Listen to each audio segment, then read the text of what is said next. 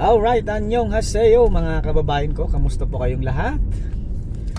Bumabalik na nga ba ang tanimbala sa Pilipinas?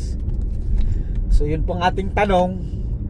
Kasunod po noong May, hinarang sa NAIA Terminal 3 na isang senior citizen na pabiyahe po ng Vietnam. Naharang po siya dahil sa x-ray raw po may nakitang basyo ng bala sa kanyang bagay. So sad to say man kung bumabalik na naman sila, no, kasi talagang malaking perwisyo po ito sa ating mga travelers, ano, lalong lalo na po sa atin na mga OFW.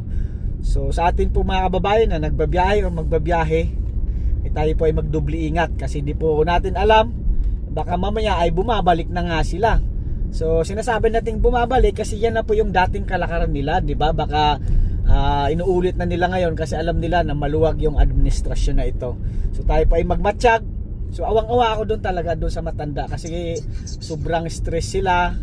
Buti na lang sa awa ng Panginoon ay natuloy naman yung biyahe nila papunta sa Vietnam, no? So isipin nyo yon.